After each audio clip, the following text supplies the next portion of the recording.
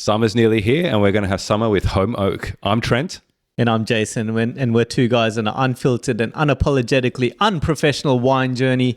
And our saying here is drink more, try more, learn more. And don't forget to like, comment, and subscribe. And so summertime, lots of things pop up, high energy, lots of enthusiasm. Yeah. And that straight away sent to me, we need some SodaStream and wine. Does that sounds right. does that sound right? I think about beaches, Yeah. festive, but if you think And SodaStream and wine, and yeah, SodaStream. exactly. We previously did an episode where you mentioned there's a way to do SodaStream, Yeah. mix it up with wine and bring that sparkling element to it. And that's what I think summer is about, that high energy, the light, the fun aspect to it. And so what we want to do today is a live version of SodaStream carbonating some wine. Are you sure? I'm 100% sure. Yeah. And so that's why I have a SodaStream right here. Wow. Let's bring this. That's amazing. Let's bring this out. The trusty SodaStream. Is there one you prepared earlier as well? It's one that I brought earlier. There's lots of gas ready to go. Inserting that into the wine. Should I stand away? This is the first time I've actually done this. So honestly, I don't know what's going to happen. We do have some towels nearby. I've never used a SodaStream before. I've used it on water, but never on wine. And so we have some wine here, which is an Eden Valley Riesling. And a tip for those that are trying to do this at home, the SodaStream bottle is about 850 mils. Regular bottle of wine, 750. So you need a filler. Yeah. So I had to get a filler. We don't need to mention what that was, but keep that in mind if you're trying to do this. Yeah. So we've got the bottle here. I think a couple of things that we need to share with our viewers, because I've been watching and reading up on this process. Yeah. It's not that easy. There's a couple of tips I've heard. One, you've mentioned it before, use white wine. Yeah. Red wine, it could be exploding into the roof. You don't want that. I don't want that at this place. The other thing is when you're pushing it, like I go deep and long streams, like it keeps on going for a long time in the water. Don't do that with the wine because the gas fills up and that's where the explosion happens. So short, sharp movements. Short, sharp pulses. Pulses is the way to go. The other thing is you can see there's a bit of air in here. And so think about the bubbles. Don't let the bubbles reach all the way to the top. Yeah. Spill over. It could cause more issues.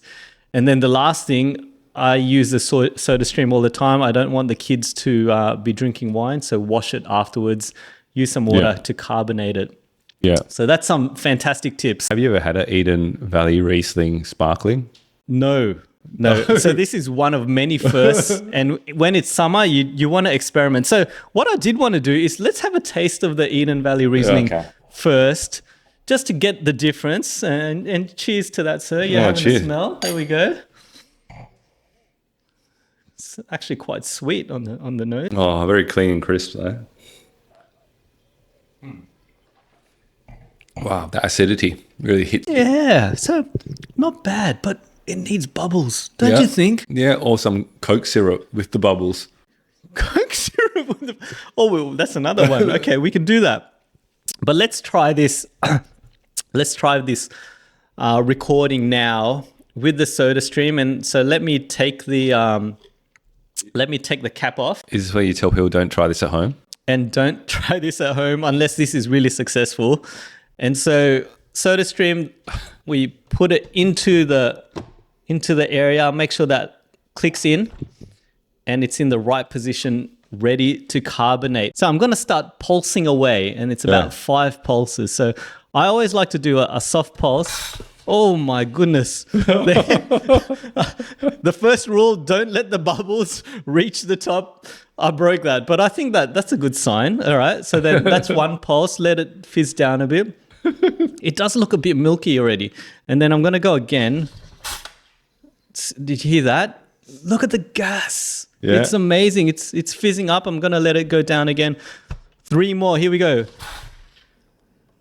It looks like it's going to work, don't you think? Yeah. The bubbles are not there. 1 more. One last Okay. one. And then one final one. SodaStream Do Well. I can see the bubbles. Oh, There we go. Wow, look at that. It's got a beautiful color. It screams summertime. And I'm very worried it's about to...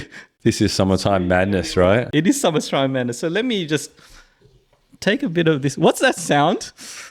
That's a concerning sound. It's never do this live, I think is a thing. There we go. Okay. So some streaming out a bit. That's all right. And we want the gas to let go. This is I planned for this actually. I knew that was going to happen. And so it's settling down, it's calming down, it's had a good time. Yeah. We'll wipe this out. You got a bit too excited. And we're going to unleash the SodaStream. So I'm very worried. Here we go. Open it up. Okay. That's all right. Nothing there. Okay. That's good. It doesn't look very bubbly, do it. I don't know. It's got the bubbles at the top. It's got some bubbles at the top, maybe at the bottom. Let's see how we go. So have you had your glass already? I have had it. It's emptied, ready for you to pour. If we could just bring it over. SodaStream, Eden Valley Riesling. There's a few bubbles there. There's a bit of bubbles. It's small bubbles. Refined bubbles is what I would say. And I'll pour this and then I'll show it to the camera so that everyone gets a sense of the magic that we're making. Okay. Oh, look at those bubbles, man. Okay, so I hold it up. You can see there are some bubbles. They're small. Very fine bubbles. Let's give this a try. Summertime. It smells different. Really? It smells sweeter? Or what's Yeah, it smells sweeter. I don't know. Yeah, I agree. Okay. And then a taste.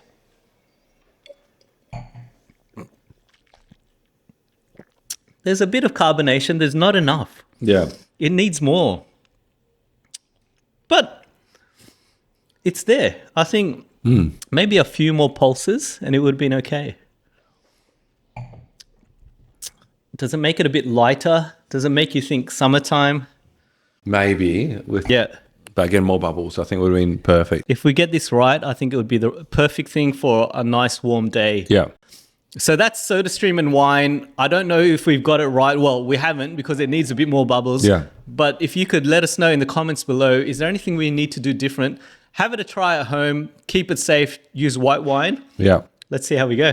Awesome. Cool. Thank you. Wow. That was an intense thought of That the was- week. that was intense. Far out. So my thought of the week was around, as you know, my birthday's around this time of the year. And I was thinking about what do you have as a birthday wine? So I did a bit of research and they kind of broke it down to decades, like what you have in certain decades of your life, which is quite useful. So the first one's in the 20s. So you can imagine when you're in your 20s, you got out of uni, you're there earning your first bucks or first... Couple of dollars, yeah. And then you're there to spend it. You're there to kind of show off a bit, right? So that's where you have, it's a statement type of drink. So where you have your champagne showers. Yep. So have you heard of like the Armand de Brignac Ace of Spades? You know, the real gangster one, the gold one with the Ace of Spades? I've seen the Ace of Spades bottle. Exactly, Yeah. So you okay. buy that type of wine when you're in the 20s. Yeah. You want to show people. Yeah, that, you know, that I'm cool, I'm done it, I'm there, I'm here to take on the world. 30s, you're building an empire. Think about that. You're getting married, you're having kids, you're starting to establish yourself in your professional career. And you're really there as a kind of a platform to kind of launch off on. So that's where you sharpen your focus on life and work. And what you go for is something that's a classy red wine that's about 10 years younger than you. So think about Rioja Reserva, a Napa Hillside Cabernet, or a Left Bank Bordeaux. 40s, they say it's do or die. So I guess you establish yourself now. You're in your niche in terms of where you find your best at work, and you're really there to kind of make money and set yourself up for retirement. Yep. So do or die. So at 40, you drink your vintage champagne. So something a bit more classy, something to kind of set you up with. So that kind of makes sense. You grow on through your 40s. It's where you made your big bucks. Then you go into your 50s where you're mastering reality. That's where you know that retirement's around the corner. Yeah. And you drink the top 5 wines to try before you die. Yeah. So that's what you do in your 50s. Move on. The last one is 60s. So celebration and rediscovery. So bit of rediscovery back in the old world around the Brunello de Montalcinos, the Barolos to start off that new decade. So that's one thing. I'm not going to tell you which decade I kind of fall into. But that's some ideas for what drink to have on your birthday. I'm in my 20s, so I'm champagne showers all day. That's good. Got it. Well, I'm keen to see the actual drink you pull out for your birthday. So that will be quite interesting. Cool. Sounds good. On to today's episode. Oh, sorry, what you've been drinking, Jace, before that? Yeah. So what have I been drinking? I went to Canberra. I've mentioned this on a previous episode, and I did have an opportunity to visit a winery. I chose the winery because of food. I wanted to make sure the visitors I was bringing around and showing around Australia had something to eat. KFC. And KFC isn't typically at wineries. It should be. It should be. But Lark Hill had a restaurant, Agostini's. It's an Italian restaurant. Yeah. It's quite popular in Canberra. So I thought that's the perfect place to go. So I took them to Lark Hill, and it's a great place, very warm and friendly people. And they gave us a sample of 3 wines to try before we chose what we'd have with our lunch. And so at Lark Hill, we had a GSM, we had a Riesling and a Pinot Noir. And I asked my uncle from the Philippines which one he gave the thumbs up to. It was the Pinot. So that's what we had. We had a 2022 Lark Hill Estate Pinot Noir. It was $55. Clear ruby color, very herbaceous cherry, touch of alcohol on the nose. Beautiful fruits, lovely finish. It's a 7 out of 10 corkscrews. Definitely one to try if you're in the Canberra region. Sounds good. Okay, next time I'll definitely try that one. On to today's episode, and today we're going to have summer with Holm Oak. So we visited Holm Oak, or I visited Holm Oak earlier this year, and just to kind of recap, it's about 45 minutes north of Launceston, so on the northern side of Tasmania. Cool climate wines. They have a beautiful expression around the Pinots, Pinot Noirs, also Chardonnays in that area. And also what we found was also it's a great area to take your kids there as well. Very family friendly. They have pigs there. There's Pinot the pig. There's mayonnaise, and there's also Pinot Junior as well. All pigs. Mayonnaise is a pig as well. Mayonnaise is a pig as well. And also have 2 dogs there as well, Nye and Bella. Cute. So you can go and pick pumpkins and feed them to the pigs. Great. The kids can do that while you enjoy the tastings, which is what we did. So again, great family-friendly type of winery to kind of visit, and also fantastic wines as well. So they're doing some really interesting wines for summer. But before we get to that, I just want to take you back to the origins of Holm Oak. So Holm Oak is the, I guess, talking about the oak trees. And it's a type of oak tree that we use to create tennis rackets, with the initial intent around the 1930s to create the wooden tennis rackets that they play in Wimbledon, French Open. But since then, it's gone to different kind of graphite. That didn't really take off. And then around 1983, they started to plant vines. Right. Okay. And then most recently in 2006, husband and wife pairing, Tim and Beck Duffy took over. So Tim being the viticulturalist, so looking after the vines, and then Beck being the winemaker, starting to create the wines. So they've got about 18 hectares under vine. It's a unique microclimate that they kind of sit in, slightly wetter, slightly hotter, because they're really in that kind of valley floor compared to other parts of Tasmania, which allows them to kind of grow a lot of different grape varieties outside of the Pinot Noir and also the Chardonnay as well. So they also do Cabernet Sauvignon, Cabernet Franc Rose. They do Shiraz, Merlot, and also Arneis as well. So lots of different varieties around the plots that they currently have. In terms of how they approach winemaking, very minimalistic, natural wild ferments, low touch in terms of fining the wines as well, and also reduced amount of additives. So very kind of natural in terms of how they kind of treat the wines. Again, minimalistic into how they treat it for the cool climate wines. That's it on Holm Oak. Yeah.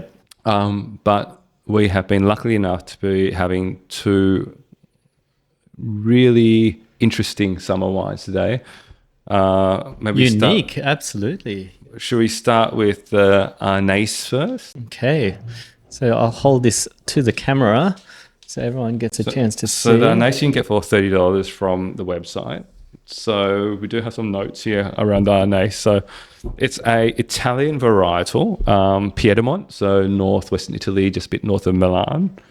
And they are the only winery in Tasmania that actually does this Arneis wine, which is going to be interesting.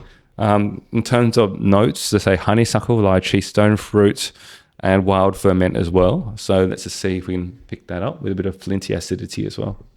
I've never heard of Arneis, to be honest. It's that unique. Have you heard of it? Have you had a variety like that? I've heard of it, but never tried it. So this will be the first time I'll be trying it. Super exciting. And for something coming from Tasmania, just the way you were describing it, the region itself and where it's located is also unique. So multiple different layers there. Okay.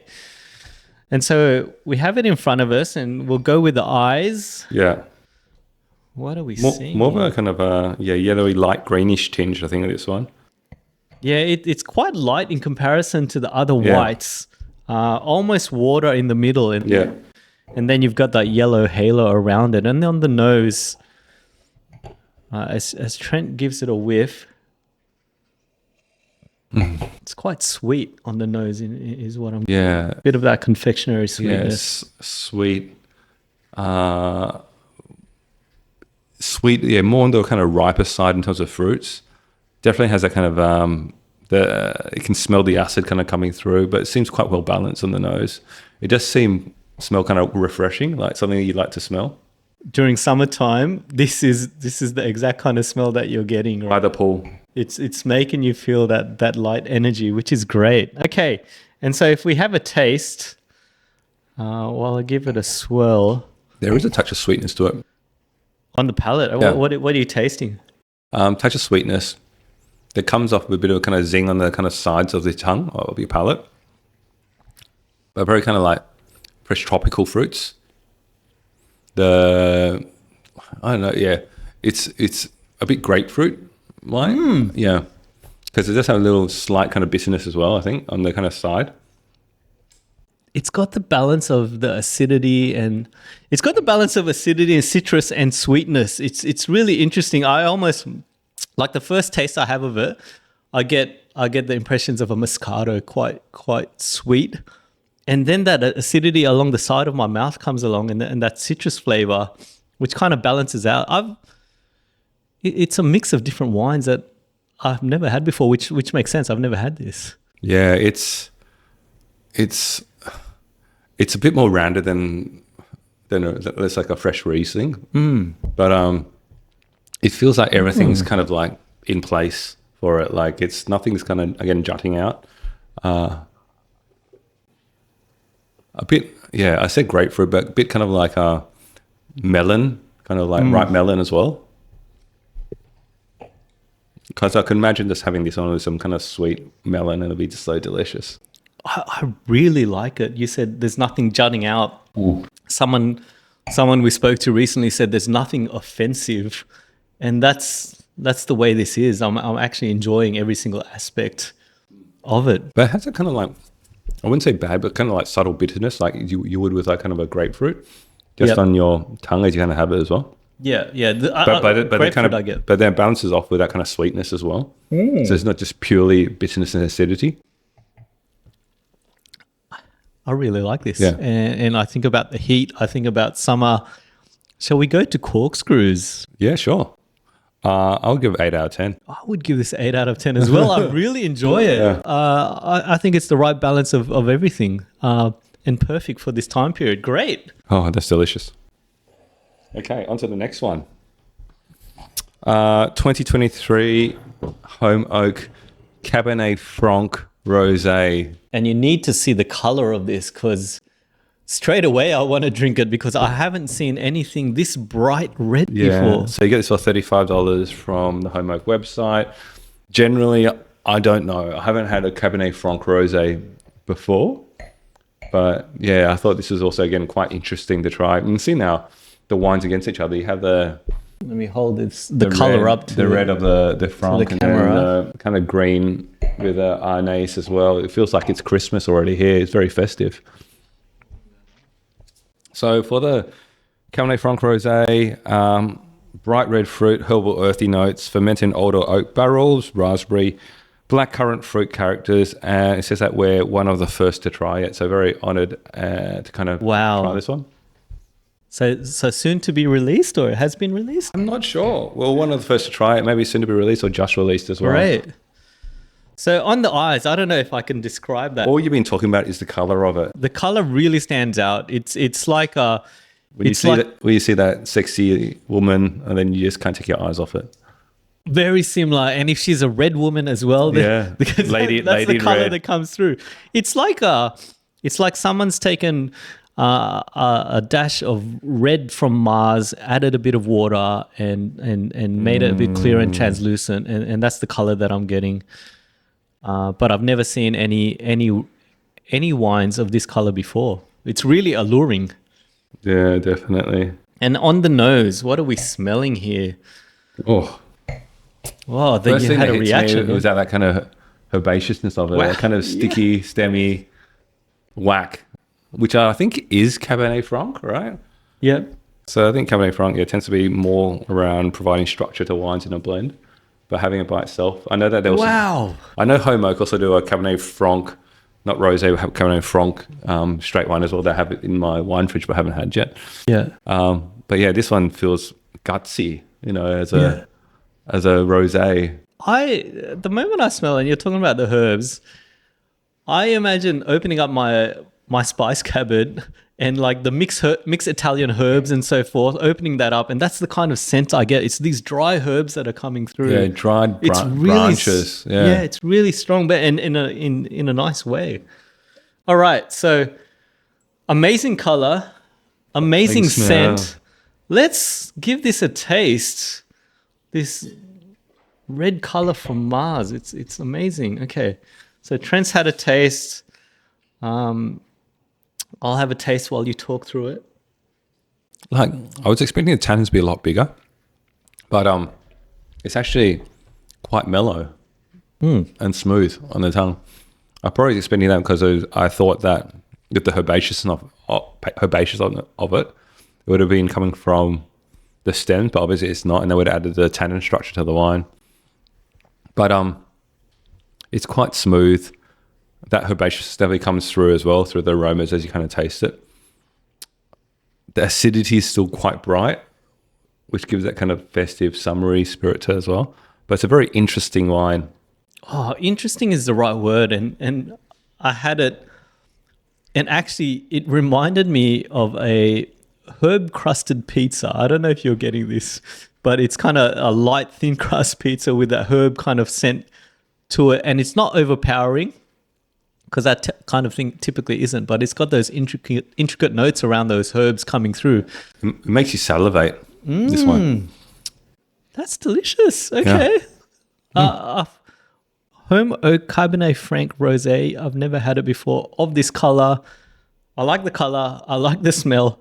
I like the flavor. Yeah, I'm going to put my hand up. Like I'm not really, I should be, but I'm not that much of a rosé drinker. But this one has kind of changed my thoughts. Like this is probably my favorite rosé I've ever had. Yeah, I agree. I think rosé's got this stigma that, it's for females. It's this pink salmon kind of color, and it's actually, a lot of people think it's actually quite sweet, and a lot of the times it's not. Yeah. But I agree. This has got so much diversity in terms of it's herbaceous, it's complex. You're looking at it from the eyes, and you're like, what is this? I agree.